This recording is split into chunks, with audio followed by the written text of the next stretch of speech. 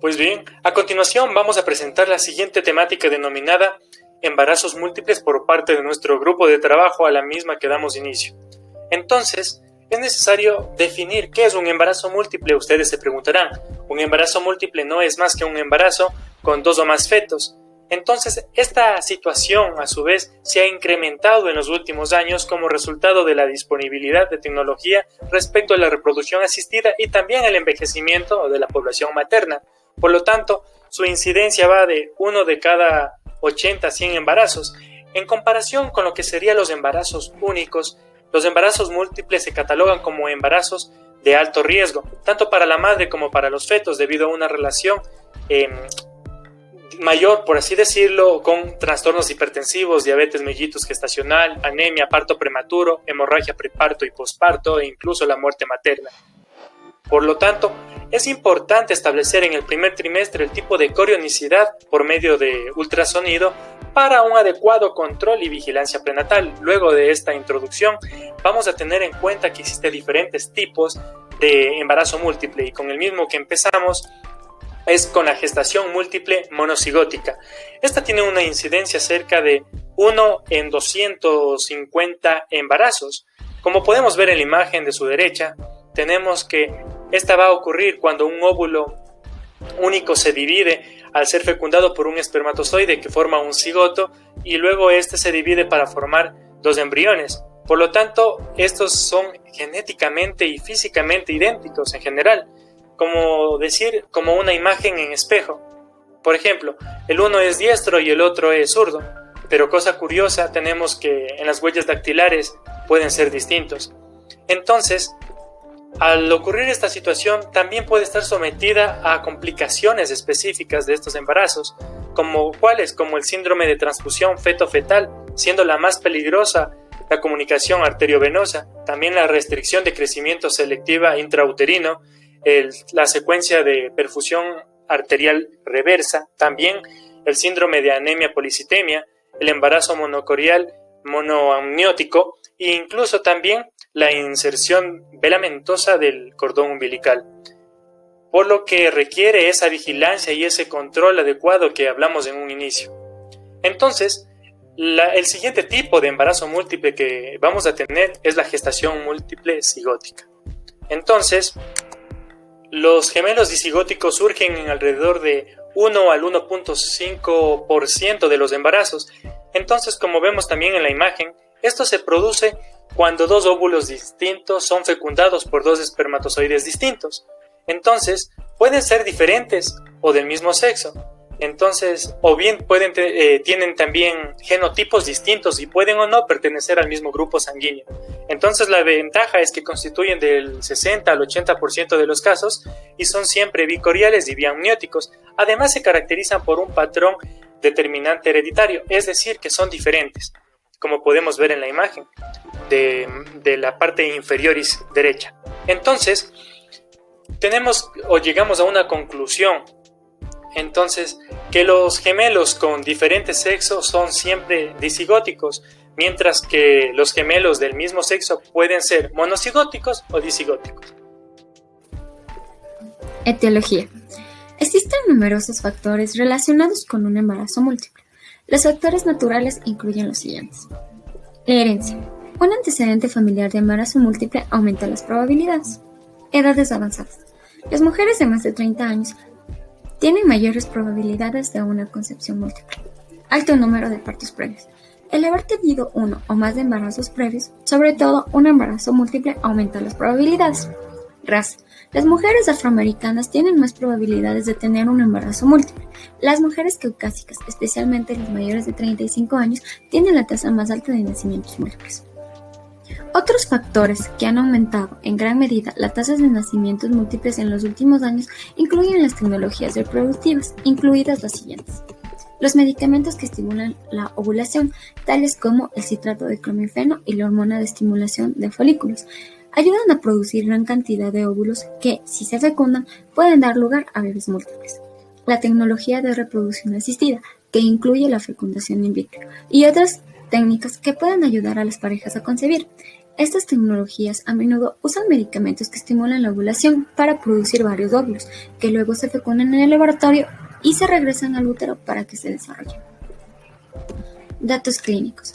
En el embarazo múltiple se puede diagnosticar en un 75% de los casos por medio de la exploración física.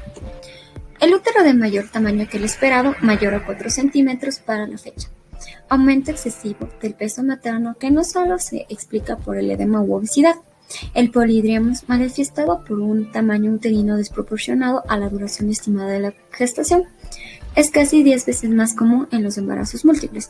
Antecedentes de reproducción asistida, elevaciones de las concentraciones de alfa-fetoproteína en suero materno, contorno o peloteo de más de un feto, multiplicidad de pequeñas partes, observación simultánea de distintas frecuencias cardíacas, cada una asincrónica con el pulso de la madre y entre sí con variaciones de menos 8 pulsaciones por minuto, y la palpación de uno o más fetos en el fondo uterino después de nacer un neonato.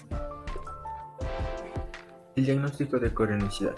El diagnóstico de coronicidad se realiza mediante una ecografía dentro del primer trimestre. Todos los embarazos bisigóticos son bicoriales. Ahora, la coronicidad de los embarazos monocorales, esta va a depender del momento en el que se divide el óvulo fertilizado. Si esta división ocurre hasta el tercer día postconcepción, el embarazo es bicorial y biamniótico. Pero si ocurre entre el tercer y noveno día del embarazo, este va a ser monocorial y biamniótico. Entre el noveno y el 13º día será monocorial y monoamniótico, mientras que a partir del 13º día del embarazo, este va a ser monocorial, monoamniótico y confusión de los fetos o de los opagos, que es lo que se conoce como los siameses. El riesgo asociado del embarazo gemelar depende de su cronicidad y no de su cronicidad y no de su digosidad. De los embarazos dobles se dice que los 2/3 son bisigóticos, mientras que el 1/3 va a ser monocigótico. Desde el punto de vista obstétrico es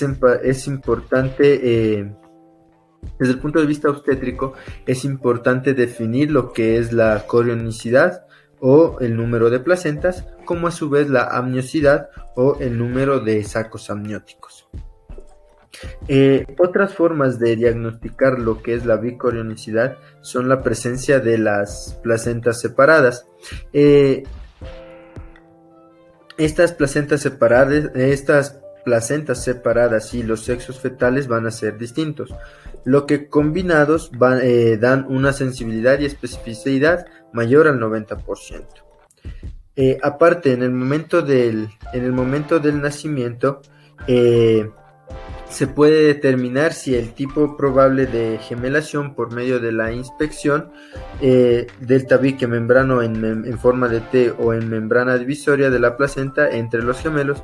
Los gemelos monocigóticos diamnióticos presentan un tabique transparente que consiste solo en 2 membranas amnióticas, con una placenta donde se pueden identificar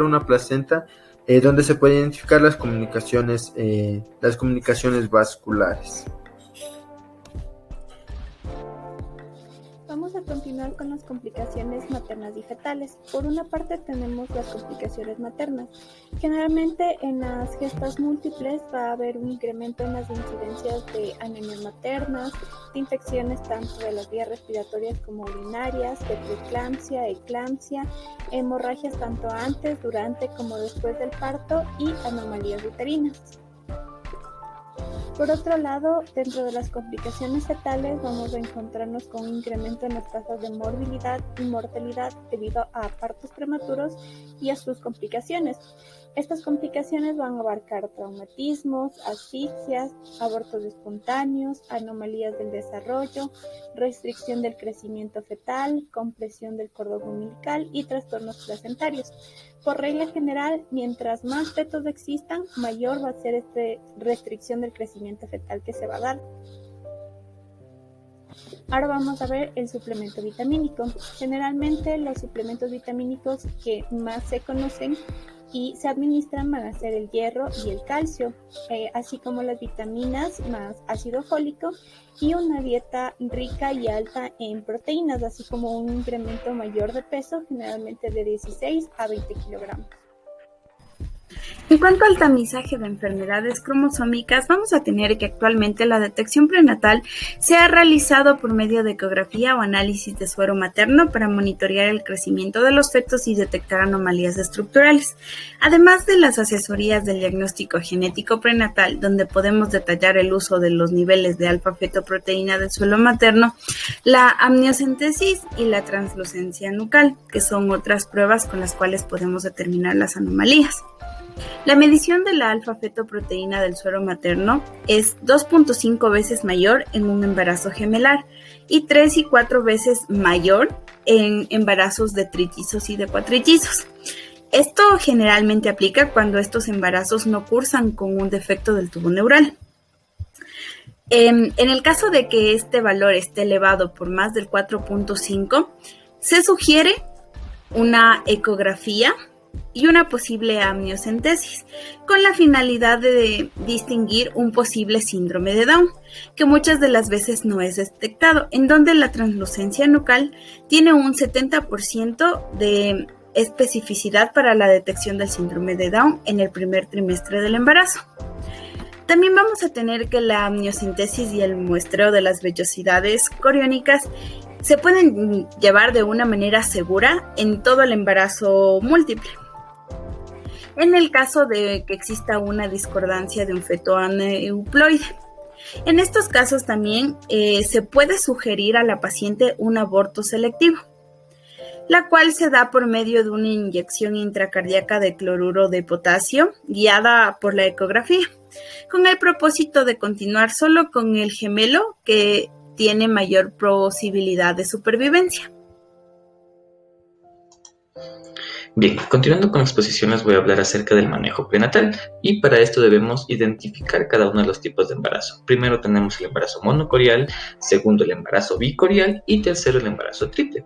Para el embarazo monocorial se recomiendan al menos 9 controles y estos deberán incluir tanto un control policlínico como una ecografía a las semanas 16, 18, 20, 22, 24, 28, 32, 34, 36. El embarazo bicorial, para este se recomiendan 6 controles, esto luego del ingreso prenatal y ecografía para definir la corionicidad.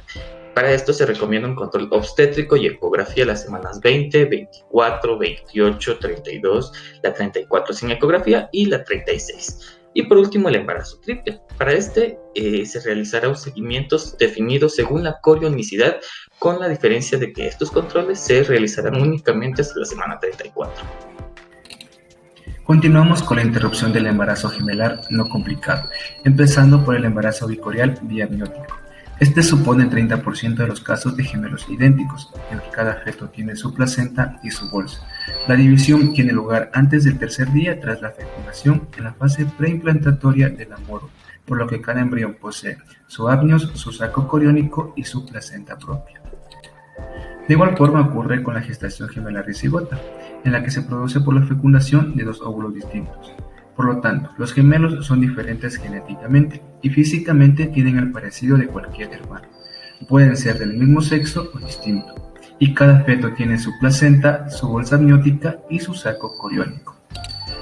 Teniendo en cuenta que un 60% de estos embarazos nacen espontáneamente antes de las 37 semanas y que el riesgo de muerte fetal inesperada aumenta desde las 38 semanas en adelante, se recomienda la interrupción del mismo a las 37 semanas. Continuamos así con el embarazo monocorial biamniótico, en el que cada feto tiene su propia bolsa pero comparten la misma placenta. La división tiene lugar entre los días 4 y 8 tras la fecundación. Es por eso que ambos embriones tienen saco coriónico y placenta comunes pero distintos átomos, es decir, 2 bolsas amnióticas diferentes. También tenemos el embarazo monocorial monoamniótico. Ambos fetos comparten placenta y bolsa y la división del cigoto se produce entre los días 9 y 13 tras la fecundación, cuando se diferencian la cavidad amniótica y el disco embrional. Por lo tanto, los dos embriones comparten saco coriónico, placenta y bolsa. Teniendo en consideración que un 60% de estos embarazos nacen espontáneamente antes de las 37 semanas y que el riesgo de muerte fetal inesperada aumenta desde las 38 semanas en adelante, se recomienda la interrupción a las 36 semanas previa dosis de maduración pulmonar. Y por último, el embarazo triple. Considerando que el 75% de estos embarazos nacen espontáneamente antes de las 35 semanas y que el riesgo de muerte fetal inesperada aumenta desde las 36 semanas en adelante, se recomienda su interrupción a las 35 semanas previo uso de corticoides. Ahora conoceremos acerca de las indicaciones de cesárea en embarazo múltiple. Estas indicaciones serán absolutas en casos de sufrimiento fetal de alguno de los gemelos, gemelos monoamnióticos y disparidad evidente en el tamaño fetal y placenta previa, gemelos siameses. Se recomienda en los embarazos gemelares donde el primer gemelo no está en presentación cefálica, pese que el efecto de cesárea para mejorar el resultado perinatal es incierto como medida de prevención. En contraste, tenemos la indicación relativa, que es la presentación cefálica del gemelo 1 con presentación no cefálica del gemelo 2. Dicho esto, es importante considerar la información que nos brinda la Guía de Práctica Clínica del Ecuador en el 2016, donde manifiesta que los embarazos a término de gemelos sin complicaciones, en los que la presentación del primer gemelo es cefálica, la morbimortalidad perinatal se incrementa para el segundo gemelo. Sin embargo, es incierto el efecto de la cesárea planificada para mejorar el resultado para el segundo gemelo. Por lo tanto, la cesárea no se debe recomendar. Se dispone que las cesáreas selectivas deberán programarse a partir de la semana 39 de gestación para disminuir el riesgo de morbilidad respiratoria fetal.